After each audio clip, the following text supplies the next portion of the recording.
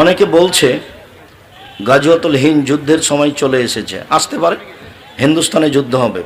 ISKCON বলে কোনো কথা নাই, জুলুম করবে যারা তাদের ধ্বংস অনিবার্য হবেই। বাংলাদেশ নিয়ে বিভিন্ন রকম, বায়তুল মোকাররম মসজিদ নাকি আগে হিন্দুদের মন্দির ছিল। হ্যাঁ, নোংরা কথা। তো জিয়া রহমান ফালতু কথা জিজ্ঞাসা করো কেন?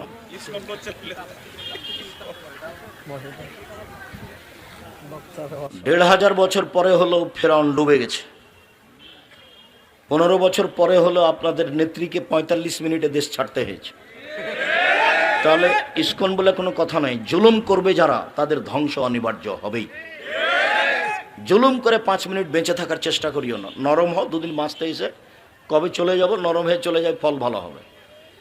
মনে হচ্ছিল যে দেশের সব কিছু আওয়ামী লীগ, তবু ৪৫ মিনিট, তবুও ৪৫ মিনিট দেখে হিসাব করা উচিত, দেখে হিসাব করা উচিত মানুষের। মহিলা বক্তার ওয়াজ শোনা যাবে কি যে না হারাম, এলাকায় যেন ঢুকতে না পারে এই মহিলা, একবারে কঠোর হাতে দমন করতে হবে। শয়তান ধর্মের না ধোঁকাবাজি করে বেড়াচ্ছে। দেশের এই ক্রান্তিকালে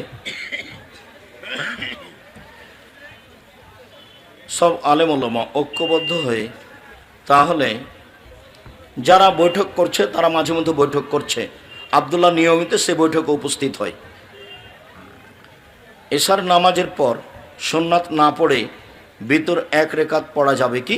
জি পড়েন, সুন্নাত পড়া ভালো, ভিতর পড়তেই হবে। ১ রেকাত পড়েন, ৩ রেকাত পড়েন, সব ৫ রেকাত পড়েন, সব বুখারী মুসলিমের হাদিস। জানাজা নামাজের সঠিক নিয়ম জানতে চাই। প্রথমে আল্লাহ আকবর বলে আউযুবিল্লাহ বিসমিল্লাহ সূরা ফাতিহা, বিসমিল্লাহ বললো একটা সূরা, তারপর আল্লাহ আকবর বলে দরুদ, তারপর আল্লাহ আকবর বলে বিশেষ দোয়া, তারপর আল্লাহ আকবর বলে সালাম। পৃথিবীতে ১৮,০০০ মাখলুকাত আছে, হাদিসটি কি ঠিক? না, অনেক আছে। মৃত ব্যক্তিকে কয়বার জীবিত করা হবে? হ্যাঁ, একবার। আর নবীর কাছে দানের কথাটা পৌঁছে দিতে হবে, এগুলো কথা ধর্মের নয়। নবী কি করবেন, তো মারা গেছে। তুমি দান করেছো, আল্লাহ তোমার দান কি করুক, কবুল করুক। আল্লাহুম্মা সাল্লি আলাইহি আল্লাহুম্মা বারিক আলাইহি। মদিনায় দানের খবরটা পাঁচদের, মদিনাতে কেউ নাই। মুহাম্মদ সাল্লাল্লাহু আলাইহি সাল্লাম এই কথা শুনতে পাও, উনি মানুষ, উনি মারা গেছেন, চলে গেছেন, কেসটা শেষ। মুহাম্মদ সাল্লাল্লাহু আলাইহি সাল্লাম মারা গেছেন, কেসটা শেষ। আমার সালামের উত্তর দেন আত্মার জগতে। নবীকে সৃষ্টি না করলে কোনো কিছু সৃষ্টি করতে না, করে নগদ মিথ্যা কথা। আয়াতুল কুরসি পাঠকারী মারা যাবার সাথে সাথে জান্নাতে যাবে, হাদিস সহি। ২০২২ ফুলকোট শাহজাহানপুর মাহফিলে প্রশ্নটি করেছিলাম, কিন্তু আমি কোনো উত্তর পাইনি। কি? সূরা বাকারার শেষ 2 আয়াত রাতে শোবার সময় পাঠ করা ব্যতীত অন্য কোনো নিয়তের জন্য আমল করা এ হাদিসে আছে? শয়তান থেকে নিরাপদে থাকবা। অন্য কি আমল? অন্য কোনো আমল এভাবে চলবে না। 2 রাকাত সালাত আদায় করে আল্লাহকে বলতে হবে, হাত তুলে যে আমি এটা চাচ্ছি, এটাই হলো পদ্ধতি। কোনো পীরের কথা চলবে না, কোনো দোয়াও খাস নাই যে এই আমল করলে এ হবে, কোনো আমল করলে কিছুই হবে না, ফালতু কথা। কি আমল? রাতে উঠে সুন্দর করে ওযু করে 2 রাকাত সালাত আদায় করে বলতে হবে, ওকে যা প্রয়োজন বলো, ভালো বউ চাচ্ছ সেটাই বলো, ভালো রেজাল্ট চাচ্ছ সেটাই বলো, বগুড়া শহরে জমি চাচ্ছ সেটাই বলো, একটা ভ্যান কিনতে চাচ্ছ সেটাই বলো। রাতে উঠে সুন্দর করে ওযু করে 2 রাকাত সালাত আদায় করে হাত তুলে ওকে বলতে হবে যে এইটা চাচ্ছি, এটাই পদ্ধতি, আর কোনো পদ্ধতি নেই।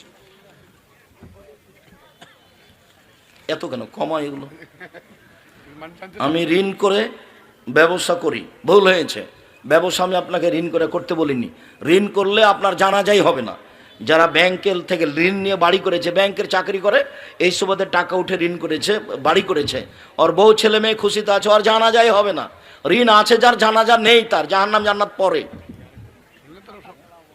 খবরদার নয়। চকলেট বিক্রি করে ব্যবসা করবেন, ঋণ নেওয়া লাগবে না। তারপরে কলা, তারপরে কাপড়, তারপরে কোটি কোটি টাকা। বড় ব্যবসা করতে 25 থেকে 30 বছর সময় লাগবে। একদিনই কলিকাতায় হিরোইন কিনে ঢাকায় বিক্রি করে ধনী হতে চায় না। আমার স্ত্রীর ব্যবহার খারাপ, কথা খারাপ, আমার করণীয় কি? ধৈর্যের পরিচয় দাও, উপদেশ দাও। আব্দুর রাজ্জাক সাহেবের বক্তব্য শোনা, দেখা যাক কি হয়। শেষ পর্যন্ত যদি না হয় তাহলে এই হস্তিনী বউ রাখা হবে না, তালাক দিতে হবে, আল্লাহর বিধান। আমার স্ত্রী নামাজ পড়ে না, ইন্না লিল্লাহি ওয়া ইন্না ইলাইহি, খুব চেষ্টা করে চাপ দেন স্ত্রীকে নামাজ পড়তেই হবে, নইলে ফলাফল ওঠে তালাকে যেতে হবে। নামাজ না পড়ে সংসার চলে না। আমি ব্যবসা করি, দামি মালের পরিবর্তে কম দামি মাল দিয়েছি, এখন আমার করণীয় কি? লোককে খুঁজে টাকা ফেরত দাও, নইলে ওই পরিমাণ টাকা দান করে দাও তার নামে। প্রতারণায় ব্যবসা করো না। এখন তার সময় নেই, আমি আর ওটা পছন্দ করছি না বেশি কথা বলা। উপার্জনের পথ চারটে। একটা হলো জমি চাষ, যেটা আল্লাহ নবী পছন্দ করেননি। একটা হলো দিন মজুরি করে খাওয়া, যেটা আল্লাহ রসুল পছন্দ করেছেন, তবে টাকা সন্ধ্যায় শেষ হবে। আর একটা হলো চাকরি, এটাও দিন মজুরি, টাকা শেষ হয় 25 তারিখে, 5 তারিখ ধার কর্য করে চলে। তারপরে আর একটা পয়সা উপার্জনের পথ হলো ব্যবসা। তখন আল্লাহ নবী বললেন যে সত্যবাদী ব্যবসায়ীরা নবীদের সাথে জান্নাতে থাকবে। তাহলে এটা উপার্জনের সবচেয়ে ভালো পথ। আবার বললেন যে যদি ব্যবসাতে একটু কথাবার্তা মিথ্যা কসম টসম হয়ে যায়, তাহলে দান করে দাও, সেটা মিটে যাবে। তার মানে উপার্জনের এটা হলো সবচেয়ে ভালো পথ। বিদেশ যাওয়ার আগে সকল আত্মীয় স্বজনকে দাওয়াত করে খাওয়ানো যাবে কি? জি না। বিদেশ থেকে এসে খাওয়ানো যাবে। নবজাতকের মিষ্টি বিতরণ করা যাবে কি? জি না। নবজাতকের মুখ দেখে কি টাকা দেওয়া যাবে? জি না। এগুলো সব সংস্কার, নোংরা নীতি, কুসংস্কার, এগুলো এসব হিন্দুদের কাছ থেকে আসছে। মৃত্যুর আগে ও পরে মজলিসের আয়োজন করা যাবে কি? কাবিরা গুনাহ, হারাম। মরা মানুষের নামে মজলিস করা হারাম। যদি আপনাকে খাওয়ার দেয় দাওয়াত, তাহলে আপনি ওটা কুকুরকে ড্রেনে ফেলে দিবেন। ওটা শিরক। 40 দিনে যদি করে থাকে, 4 দিনে যদি করে থাকে। মানুষ মারা গেলে দুইটা পথ, এক মুখে দোয়া, আল্লাহ আমার বাপকে মাফ করো। 2 হলো দান, এই যে হিফজখানা নিচে দান করেন, নাহলে ফকিরকে দেন। দানের সবচেয়ে ভালো পথ হলো পানির ব্যবস্থা করা, নলকূপ বসিয়ে দেওয়া মায়ের নামে বাপের নামে অসহায় পরিবারে। দ্বিতীয় ভালো পথ হলো কাপড়ের ব্যবস্থা করা। গ্রামে যারা অসহায় মহিলা পুরুষ আছে তাদের কাপড়ের ব্যবস্থা করে দেন। খাওয়ানো নয়, যেটা খাওয়ালেন সেটা হলো সাদাকা। তো যে খেতে এসেছে আপনার চাচাতো ভাই, তো বিত্তশালী শিল্পপতি, ও এসে মরা মানুষের নামে খাবে? ওটা হলো সাদকা। ওটা হলো মানুষের ময়লার গায়ের চেয়ে খারাপ, ওটা গায়ের ময়লার চেয়ে। আল্লাহ রসুল বলতেন, আরে করেছো কি? আমি আমার সাদকা আমি খাই না, আমার বংশ খায় না, আমার কাজের লোক খায় না। সাদকার ব্যাপারে আল্লাহ রসুল বলছেন, আমি সাদকা খাই না, আমার বংশ খায় না, আমার কাজের লোক খায় না। হাদিস বুখারী মুসলিম। সেখানে তোমার বাপের নামে 4 দিনের দিন গরু জবাই করেছ, তোমার চাচা ঢাকা থেকে গাড়ি নিয়ে এসে খেতে বিত্তশালী শিল্প ধর্ম পাগল হয়ে গেছে, বগুড়াতে এসে ধর্ম পাগলা হয়ে গেছে।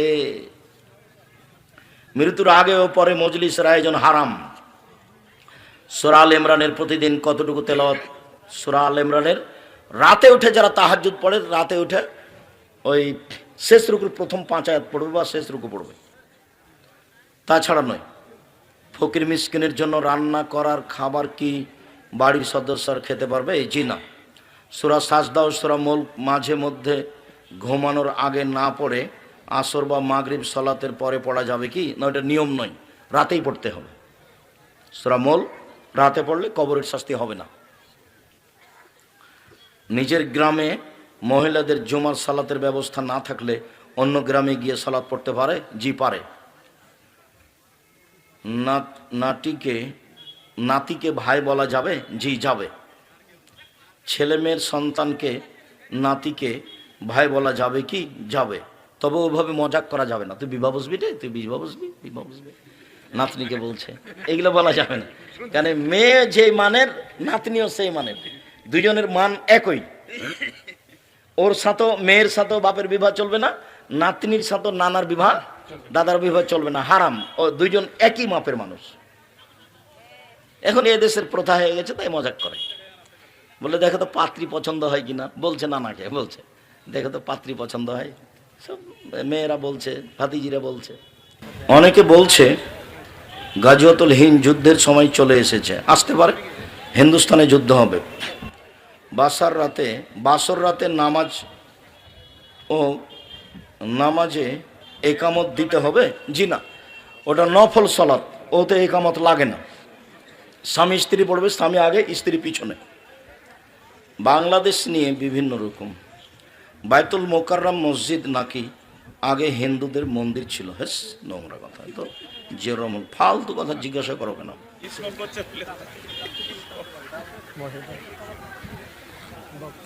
1,500 বছর পরে হলো ফেরাউন ডুবে গেছে। 15 বছর পরে হলো আপনাদের নেত্রীকে 45 মিনিটে দেশ ছাড়তে হয়েছে। তাহলে ইসকন বলে কোনো কথা নাই। জুলুম করবে যারা, তাদের ধ্বংস অনিবার্য হবেই। জুলুম করে 5 মিনিট বেঁচে থাকার চেষ্টা করিও না। নরম হও, 2 দিন বাঁচতে এসে কবে চলে যাব, নরম হয়ে চলে যায়, ফল ভালো হবে। মনে হচ্ছিল যে দেশের সব কিছু আওয়ামী লীগ, তবু 45 মিনিট, তবু 45 মিনিট দেখে হিসাব করা উচিত, দেখে হিসাব করা উচিত মানুষের। মহিলা বক্তার ওয়াজ শোনা যাবে কি যে না হারাম, এলাকায় যেন ঢুকতে না পারে এই মহিলা, একবারে কঠোর হাতে দমন করতে হবে। শয়তান ধর্মের নামে ধোঁকাবাজি করে বেড়াচ্ছে। আমি আল্লাহর জন্য আপনাকে ভালোবাসি, আমি নিজেকে পরিবর্তন করার জন্য আপনার মাদ্রাসাতে ভর্তি হতে চাই। 1 জানুয়ারি ভর্তির তারিখ, ডিসেম্বরের 1 তারিখ থেকে ফর্ম বিতরণ হয়। ফর্ম বিতরণ চলছে। জামিয়া সালাফিয়া দেশের সবচেয়ে বড় প্রতিষ্ঠান। 300 জন শিক্ষক শিক্ষিকা, 5,000 ছেলে মেয়ে, 519 জন ইয়াতিম অসহায়, প্রতি মাসে বেতন লাগে 32 লক্ষ। রাজশাহীর প্রতিষ্ঠান 40 বিঘা জমির ওপরে, রূপগঞ্জ নারায়ণগঞ্জ ঢাকা প্রায় 100 বিঘা জমির ওপরে, দিনাজপুর প্রায় 20 বিঘা জমির ওপরে। দেশের আয়তনে সবচেয়ে বড় প্রতিষ্ঠান জামিয়া সালাফিয়া। শিক্ষক গুণে, শিক্ষক মানে সবচেয়ে ভালো মানের শিক্ষক জামিয়া সালাফিয়া। যারা আছেন দেশের বড় বড় শিক্ষক, ইন্ডিয়ান বড় বড় শিক্ষক এবং মদিনা বিশ্ববিদ্যালয় থেকে নিয়মিত শিক্ষকতা করতে আসেন টিচার। জানুয়ারি থেকে থাকবেন একজন লম্বা টাইম ধরে, আর কয়েকদিন আগে 4 জন চলে গেলেন। ডিসেম্বরে ফর্ম বিতরণ, 1 জানুয়ারি ভর্তির তারিখ। ছেলে মেয়ে সব একটাই তারিখ। ঢাকা, রাজশাহী, দিনাজপুর, বরিশাল একই সময়।